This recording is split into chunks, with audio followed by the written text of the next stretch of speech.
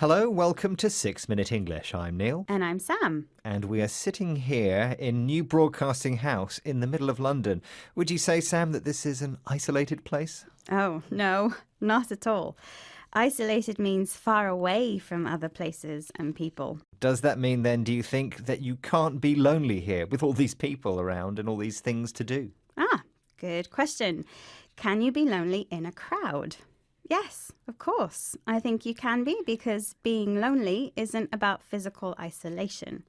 I think you can be lonely anywhere. If you feel that you're disconnected from the world around you, if you feel that no one understands you, if you are living happily in isolation in the Scottish Highlands, for example, I'm sure you could feel lonely if you came here to London. Well, loneliness is today's topic. The BBC has just completed a big survey about it, which we will learn more about shortly. But first, of course, a question. Where is the most isolated inhabited place on the planet? By which I mean the place furthest away from anywhere else with the fewest people living there. Is it A, McMurdo Station in Antarctica?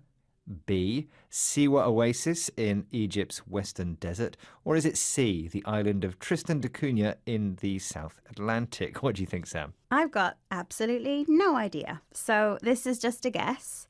I think it's the one in Antarctica. I'm going to go with that. Well, we'll have the answer later on in the programme. Loneliness is seen as a big problem for the mental health of the population, so much so that the British government has a minister for loneliness. But which age group suffers most from loneliness? Here is a BBC report about the research. There is a common stereotype that loneliness affects only the old and the isolated. It does, but what this experiment also shows is that loneliness is felt throughout life. People aged between 16 and 24 experience loneliness more often and more intensely than any other age group. So, according to the research, Sam, which section of society is most affected by loneliness? This might be a surprise, but it's 16 to 24-year-olds. I was surprised by that because, like many, I would have guessed that it was older people. The reporter did say that that was a stereotype. A stereotype is nothing to do with stereo music, but it's the noun we use to describe a very simple and basic judgment of someone and their character and personality based on their age, nationality, profession, and so on.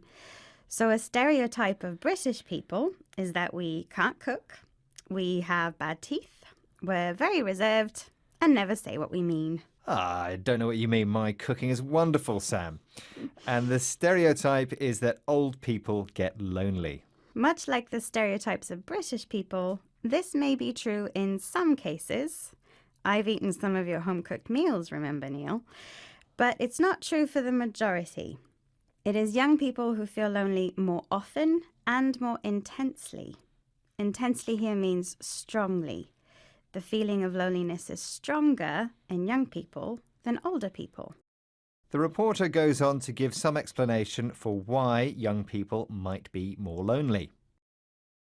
Researchers from the University of Manchester who analysed the data suggested feeling lonely may plague the young because it's a time of identity change, figuring out your place in the world and of learning to regulate emotions. He says that feeling lonely may plague young people. What does he mean there?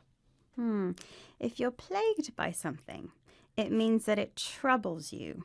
It bothers you, and not just once. It's something that happens continually or repeatedly. And he says this may be because at that age we're still figuring out our place in the world. We're trying to understand the world and what we're supposed to do with our lives. He also suggests that younger people have not yet learned how to regulate their emotions, which is another way of saying to control their emotions.